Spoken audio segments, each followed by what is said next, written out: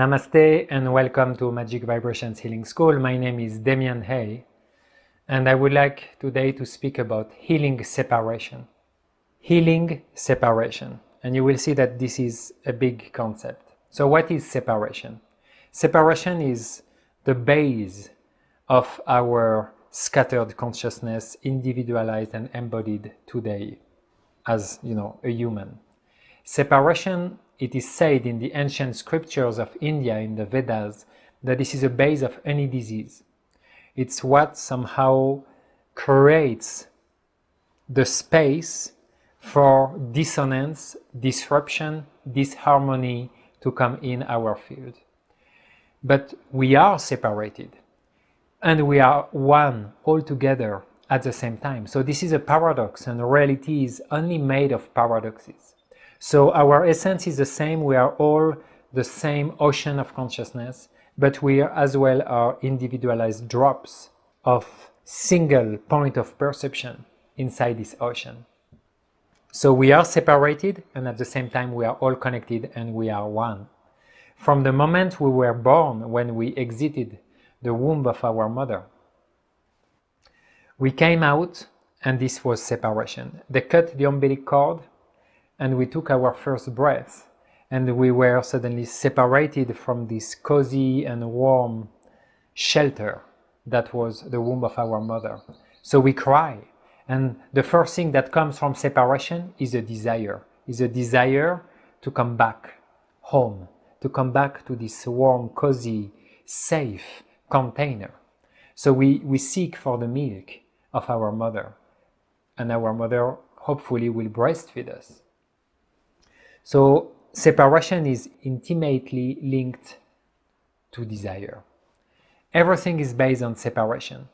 The ether element in the ancient science of the elements is what creates this distance. It's an illusion. There is no distance. Everything is happening within our consciousness. It's images created in our brain and projected outside, and our senses perceive it as real. But everything is happening inside. But the ether element gives this feeling, this sensation that things are outside of us, that they are further. So we have this illusion of distance. But for energy, for love, for consciousness, there is not such a thing as separation and distance. It's a trick. It's a trick of our blueprint. It's a trick of our construct that we perceive things as separated. Separation is something that, of course, we experience many times in life. Every time we have a breakup, every time we are taken away from the people we love, every time we are alone, every time people we love have to go away from us, every time that you own something and it disappears and it gets away from you, every time that we are not a unified field of consciousness and personality, we are separated. So as soon as we start to build sub-personalities, roles, and we take masks and personas, then we embody separation. So for example, I'm a father, so when I'm with my son, I am a father, and somehow the father persona that I embody is separated, let's say, from my lover, husband persona, or from my teacher persona. And there is a separation there. It means I'm not exactly the same when I embody the fatherhood or when I embody the teacher role. So I create separation. And separation is what somehow is our essence, sadly, because our true essence is unity, connectedness, oneness, but as a manifested construct, we are only embodying separation. And we suffer from it, and we fight for it, and we long to be reunited with our home, with our true essence. And this is all the spiritual quest from all the different schools. It's to go back to oneness, to go back to this feeling that we are whole and complete. Healing means to be whole and complete, to make oneself whole, complete. So healing separation, we cannot do it. Yeah, we cannot heal separation, because separation doesn't mean we are broken. It doesn't mean there's something to be fixed. It's something that is. And in our third dimensional experience, it won't disappear. It's just there. You can reach through meditation or blissful experiences a state of consciousness and, let's say, an activation of your energetic field, that you can feel this interconnectedness, that you can feel the oneness, the web of life, that you can feel that we are all made from the same essence, which is love. Nevertheless, your physical body still is yours, and my physical body is mine, and separation will come back. It cannot be fully removed from our experience of life. So what can we do to heal separation if it's not possible to do it? Separation created different aspects of ourselves that we name in another way that we name ourselves. So we label and conceive it as being separated, and that we resonate with. So we always resonate with whatever is around us. Sometimes we resonate in a really pleasant way. Let's say this high love resonance. And sometimes we resonate in a way that we dislike, or we feel, let's say, rejection, or we feel like we don't want it. Aversion. This is still resonance. Resonance is to tune with the frequency and to see how you feel with it. So healthy resonance is when there is harmony. It's like musical instruments playing together in an orchestra. If they are tuned on the same tune, the same frequency, the same scale, the same model of frequencies, then the music might be beautiful or not. But from the beginning, if the instruments are not tuned on the same frequency, you will have dissonance. So it's more for me about restoring healthy, coherent resonance with a different aspect of ourselves than actually to heal as, fixing something. So our being is separated, it's scattered, and we can see and perceive from a shamanic perspective that you have different realms, you have different aspects of self, of your consciousness, that can be mapped. That's what we do in shamanic work. So we map first the underworld. If you would see yourself as a tree, it's when you would go below your roots down to the earth and you access the underworld. The underworld is your subconscious mind. It's how your subconscious mind defines what you consider to be yourself, your own personal self, and somehow how it connects, resonates, relates to the collective subconscious. The collective subconscious is infinite. It's any energy, idea, presence, concept, memory that has ever existed. So when we go to the underworld and then you start to map your subconscious mind, you see archetypes, you see animals, plants, minerals, mythical creatures, and you all have a certain resonance with it, with all of them.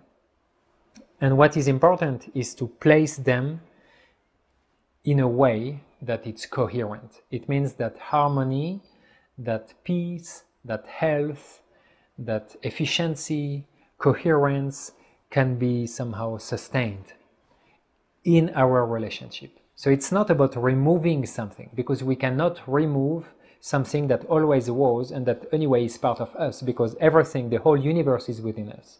It's about creating a coherent resonance where we can serve each other. So you serve this connection and this connection serves you in a way that somehow you can embody, manifest the higher virtues that you connect to. These virtues, they are above the tree. They are in the upper world, in the light dimension. So you would go to the top of your tree and you would go straight up, in the etheric planes, in the white light worlds, and there you will see all the virtues, the qualities that people call as well, angels or light beings that are there. And this is more the qualities, the spiritual qualities, so the virtues that you resonate with. And we don't resonate with all of them at the same time. My virtues that I connect to are probably different than yours. And there are a certain amount of virtues, that are, let's say, defined by the current human incarnation, and that we can connect with it. And these virtues, they teach us, they influence us, they guide us. So the mapping that we are doing, it's all about bringing coherent resonance. And for me, this is the only way to truly heal separation.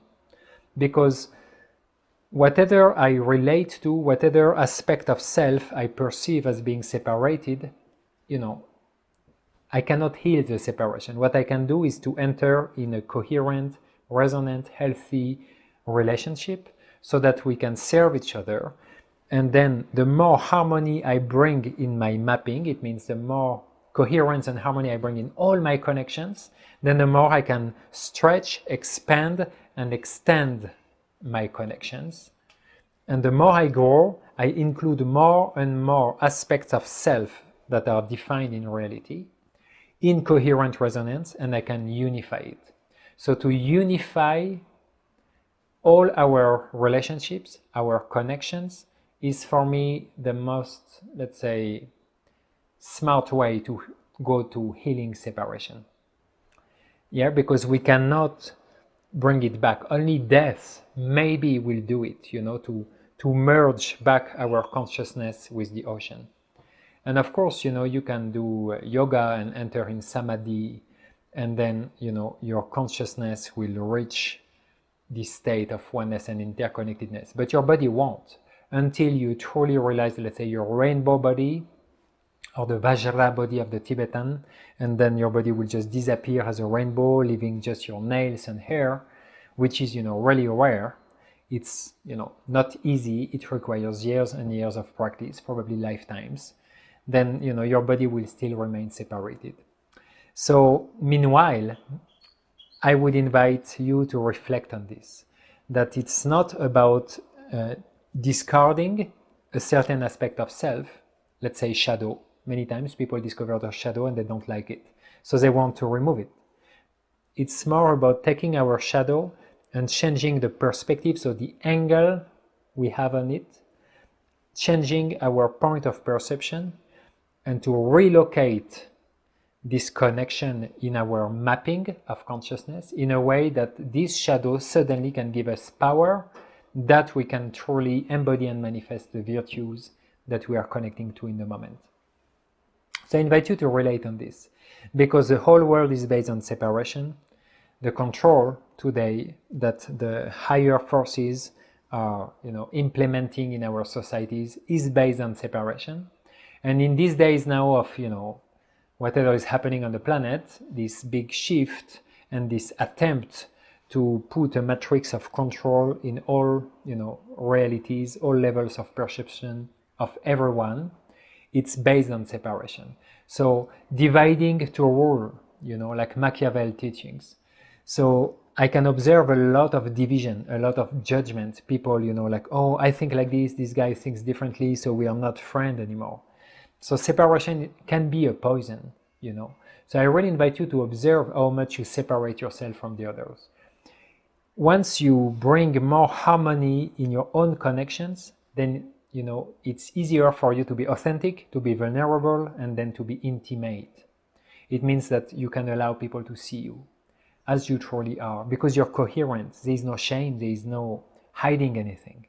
And then you can reach a true deep connection, and then love can take over. Compassion, truth can be experienced, can be expressed, and can feed and nourish this relationship. So even if I disagree with someone and I separate, let's say, myself from someone that, has a completely different mindset, I still can use this connection and this relationship, remap it, or let's say relocate it in my consciousness map in a way that somehow it's serving me, serving them, and then serving the higher purpose of all creation, which is always the unfolding of virtues in love. So I invite you just to observe and scan your life, how much we play with separation, how much we use separation, to feed our ego, to feel better about ourselves. Because separation is a poison that today is getting stronger and stronger, because it's used as a weapon. It's used as a weapon to divide us. When it's a time to get united, it's a time to listen to each other, to accept our differences, and to claim to the universe what reality, collective manifestation of reality we want to attract. If we are united, we can dream whatever we want. We can dream peace, harmony, sustainability, respecting nature, supporting each other. We can dream, the green, pink heart of humankind. We can dream, happy animals, happy vegetables, happy minerals, happy spirits. We can dream whatever we want. It's all about doing it together and stopping, feeding this separation. You cannot heal separation. If you use it as a tool, as a weapon, it comes back to you and then you end up alone. And when you end up alone, you can create less beautiful things, and as well at the moment of your death. You don't probably want to know what happened then. But if you're connected, if you're in harmony with anyone, allowing, disagreement, like we say, to agree to disagree, then you can find this strength, which is compassion, which is to see, the richness of the diversity and to honor it. And just to keep your ground, to keep your center, to keep your own perspective, but to allow others to have it as well. It's like to dream your life and to allow others to dream it as well, without playing this game, who is right, who is wrong, and so on. Separation brings disease. Once it gets too strong and you don't harmonize it, it brings, physical conditions, pain, suffering, dissociation, disruption, a lack of feeling integrated. So this is the key. It's not about, removing an aspect of self and discarding it. It's about bringing it back in the right place so that it can resonate in a coherent, harmonious way with who you truly are.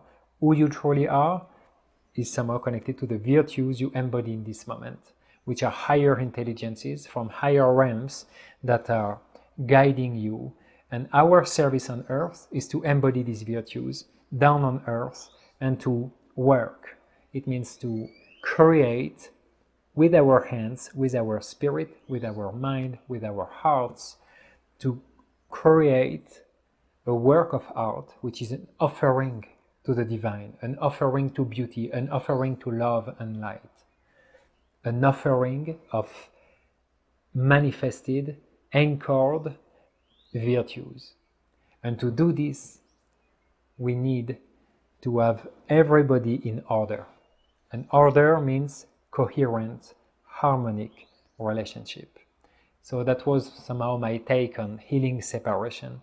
And I think it's pretty relevant and appropriate to speak about this in these days where separation is somehow dividing us and allowing these forces of control to take over. This is our power, each of us our responsibility. I just invite you to reflect on it. Thank you.